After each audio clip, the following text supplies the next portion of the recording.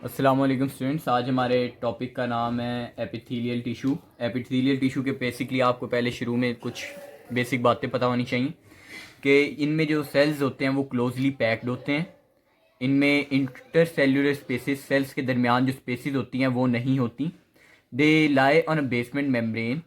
ये ए वेस्कुलर होते हैं, यानी ए वेस्कुलर का मतलब ये है कि इनके न्यूट्रिएंट्स इनके पास डिफ्यूजन के थ्रू आते हैं बेसिक, और इनमें रीजनरेशन एबिलिटी होती है। जैसे कि अगर कोई एपिथेलियल सेल डाई कर जाता है, मर जाता है, तो दे कैन रीजनरेट।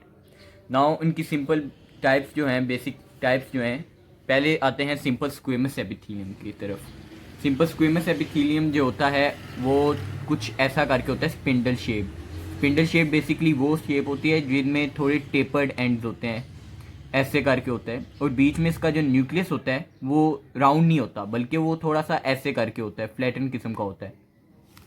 और इनमें एक सिंगल न्यूक्लियस होता है सेंटर में। और आपको जब भी एपिथेलियम आपने करना है तो आपको एक चीज़ बहुत ज़रूरी याद रखनी होती है कि वो किधर होते हैं। और जैसे कि यहाँ पे आईडी पॉइंट्स में लिखा है कि squamous epithelium, simple squamous epithelium ये होता है एल्वोलाई में होता है, एंडोथीलियम में होता है, और मीजोथीलियम में होता है। नाउ सिंपल क्यूबाइडल एपिथेलियम, इसमें क्या होता है, सिंपल जहाँ पे भी आए आपको पता होना चाहिए कि सिंपल का मतलब होता है सिंगल लेयर, और अगर स्ट्रेटिफाइड आ जाता है, स्ट्रेटिफाइड का मतलब होता है एक से ज़्यादा लेयर है। नाउ क्यूबाइडल इन बेसिकली सबसे पहले बेसमेंट मेम्ब्रेन, उसके बाद क्यूब शेप्ड सेल्स होते हैं जिनकी लेंथ और ब्रेड्थ सेम होती है, ठीक है।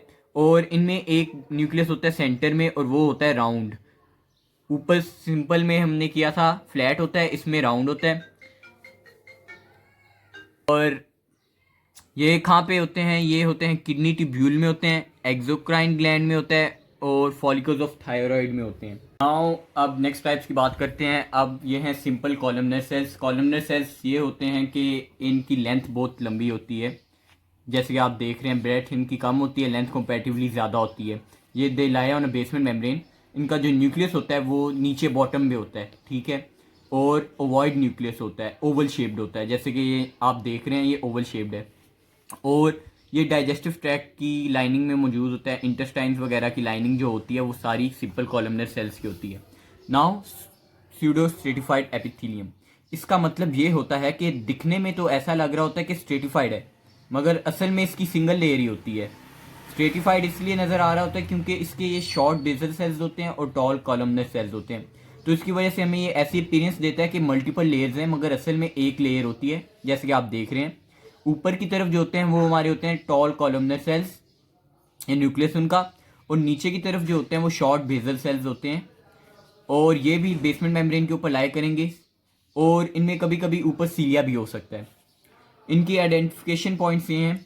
और ये कहाँ पे होते हैं, ये रेस्पिरेटरी ट्रैक्ट की लाइनिंग में होते हैं, और डक्टस डेफरेंस में जो मेल गोनेड्स में होता है उधर होते हैं।